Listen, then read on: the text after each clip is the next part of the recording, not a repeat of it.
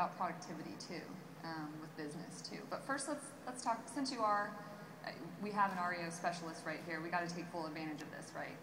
So I want to know, a lot of the agents that I talk to are really frustrated working with REOs, and one of the things that I always hear resonate is, how do I make my offers more attractive so that either I'm getting it, taking advantage of either, or at least putting it out there in a way that's going to be attractive to either the bank asset manager or the other agents that are involved in the sale. So I'm wondering, what kind of advice or strategies can you help us out with in that?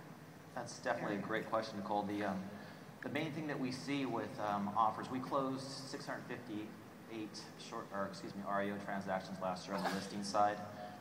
Most agents and brokers that are out there submit their offers all sorts of different ways. You get faxes, you get emails, you have online systems to upload offers in. A lot of the technology portions that were outlaid today were great. DocuSign is what we look for from all of the agents that submit offers to us. If you submit your offer in one complete package, everything's digitally signed, everything's there.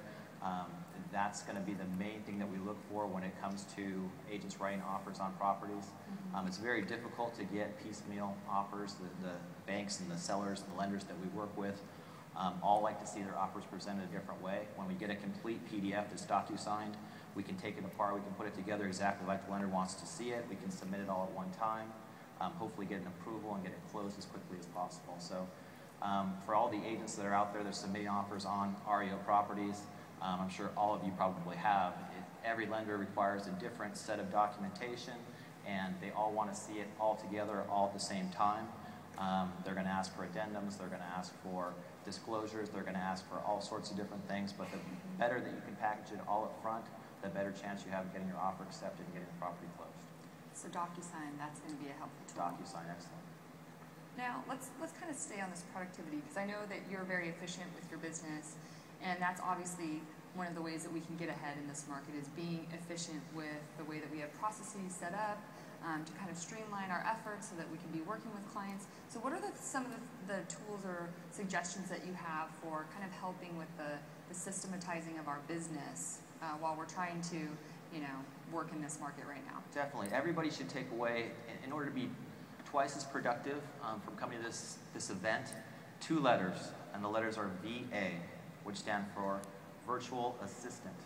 Some of you may be using virtual assistants out there. Some of you might not know what that means. If you go to an online service like Elance or Odesk, we happen to use a company in San Diego called myoutdesk.com. Virtual assistants are basically offshore assistants that can do anything in your business that you want them to do. It's basically an administrator that'll write contracts, that'll review documents, that'll do your travel plans, that'll upload MLS photos for you. It'll do anything and everything that you need them to do. And the rates that they have are incredible. Some of you may have read the Tim Ferriss book out there, The 4-Hour Work Week. He goes into it big time on how to outsource your business and how to be as productive as you possibly can. One of the things he talks about is the India outsourcers. We choose to go with a group in the Philippines. They're amazing. They do everything and anything that you would want them to do, and they're incredibly efficient.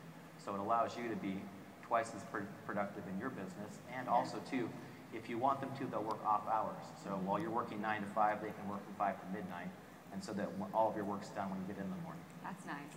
And just to clarify, you're really talking about those productivity tips from the day-to-day, the things that can be done by somebody else, that need to be done by an assistant or your support staff. You're not talking about actually tweeting for people and necessarily blogging for or posting for, doing the social media side. You're talking about those keeping your business, productive and efficient, right? We actually have virtual assistants that do all of our Twitter accounts. They do? Yeah, they do our Facebook fan pages, they do our website design.